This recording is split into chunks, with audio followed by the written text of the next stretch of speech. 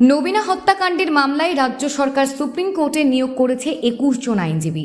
RG Kar medical কলেজের নবীনা চিকিৎসক নবীনাকে ধর্ষণ এবং হত্যা এই পৈশাচিক কাণ্ড নিয়ে আন্তর্জাতিক ক্ষেত্র পর্যন্ত তোলপাড়।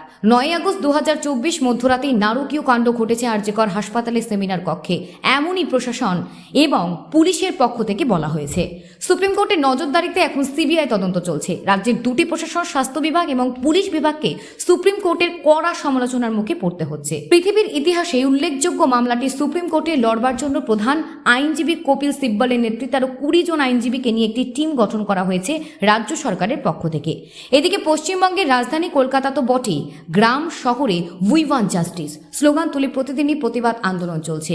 মৌন এবং মুখর দুরকমই প্রতিবাদ চলছে, গানের স্লোগানেও সাংস্কৃতিক অনুষ্ঠানের মাধ্যমে।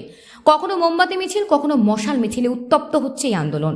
২২ আগস্ট সুপ্রিম কোর্ট শুনানিতে রাজ্য সরকারের বিরুদ্ধে তির্যক মন্তব্য তো করেছেনই, বিশেষ করে পুলিশ বিভাগকে তাদের দায়িত্ব জ্ঞানহীনতার জন্য তুলোধনা করেছেন সুপ্রিম কোর্ট।